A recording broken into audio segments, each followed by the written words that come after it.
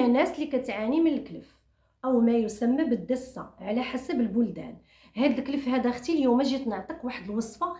انا غادي نتحداك انتي ديري الوصفه ما تجي فين تكملي شهر 30 يوم. رجعي عندي اختي وكتبي لي في كومونتير واش هذيك البلاصه بدات كتبهات، يعني هذاك الكلف بدا كيمشي او لا باقي.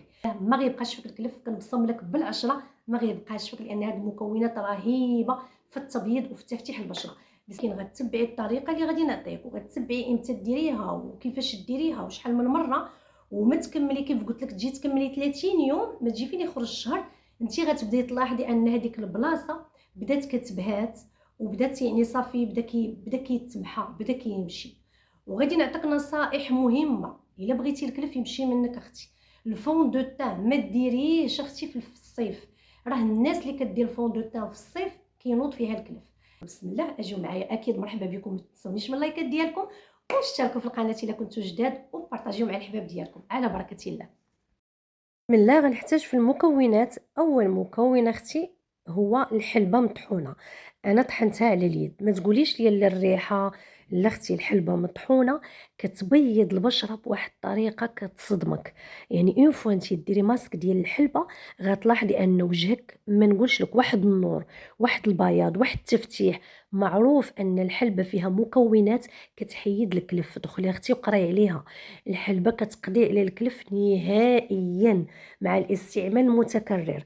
وحتى الا كان وجهك ما فيه حتى شي حاجه ديري لي اختي الحلبه وديري لي هذا الماسك، والله حتى تصدمي.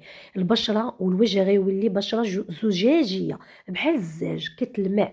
والله العظيم هذا الماسك الا كيصدم انا كنحلف لك بالله جربي وشوفي بعينك وحكمي. ما عنديش انا علاش غادي نحلف على الكذوبه البنات.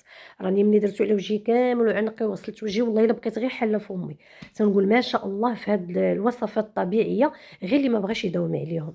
المهم معلقه ديال الحلبه مطحونه، طحنيها عند الطاوله، طحنيها على يدك اللي بغيتي. انا طحناها على يدي. الحلبه البلديه، ودرت هنايا واحد راس معلقه ديال الكركم، الخرقوم البلدي، الكركم البنات. حتى هويا ماشي داك الملون الاصفر اللي كيتباع، لا، طحني الكركم بلدي. خديت حتى هو راس معلقه فقط وما غيبقاش فيك اللون. غنمسح الماسك قدامكم وغتلاحظي ان البشره كترجع طبيعيه، ما كيبقاش هذيك الصفوريه لان ماشي غير ملون. غادي نزيد عليهم واحد القطرات من العسل. شوفوا معايا، قطرات من العسل، غير واحد شويه، راس معلقه تقريبا العسل. حتى هو مع الكركم كيبيض وكيحيد الكلف. البنات هاد المكونات، الحلبه كتحيد الكلف، الكركم كيقضي على الكلف، والعسل كيبيض البشره وكيحيد الكلف. هادو بثلاثه جمعتهم لكم في هاد الوصفه ديال اليوم باش اختي تبيضي البشره ديالك وتحيدي اختي التصبغات، تحيدي اختي لي طاش، تحيدي لاطراس ديال الحبوب. هادشي كامل اختي ضروري ما نجمعوه بواحد الياغورت زبادي او ما يسمى بياغورت مسوس طبيعي ما فيش السكر. كتخلطي اختي المكونات. بالنسبه لطريقه الاستعمال مهمه جدا.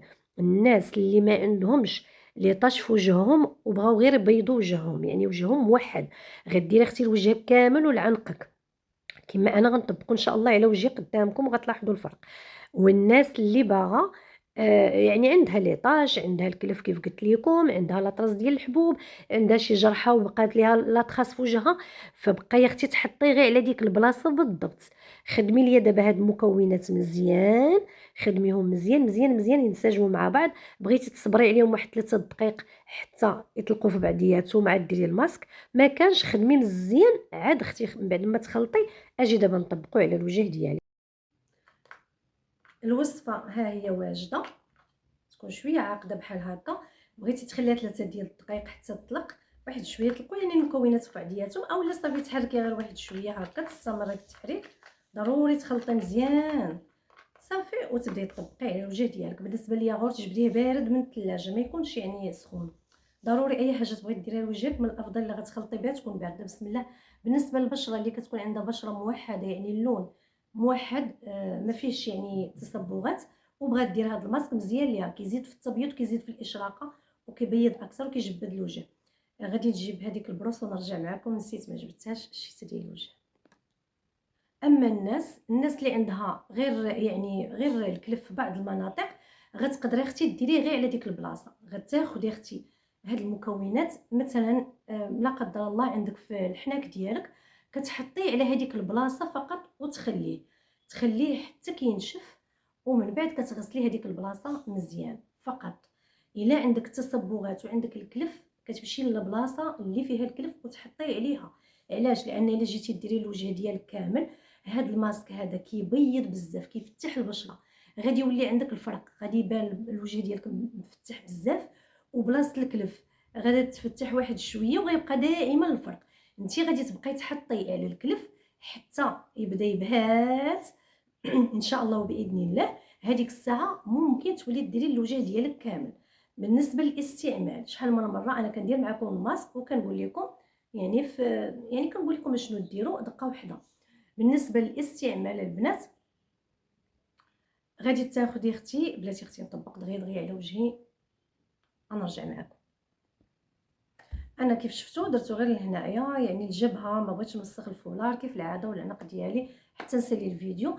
بالنسبه لطريقه الاستعمال، شحال من مره بعدا كديري اختي نهار نهار لا، ضروري نهار نهار لا، ما ديريش يوميا باش البشره ديالك ما تهيجش. يعني دائما نهار نهار لا، باش الحاجه كتعطي المفعول ديالها والجسم يعني البشره كتجاوب مع الماسك اللي درتي. اللي عندك الا عندك اختي ليطاش، اي بلاصه فيها ليطاش اولا فيها شي كانت فيك شي حبوبه وبقى لها طراس ديالها، ديري هذا الماسك.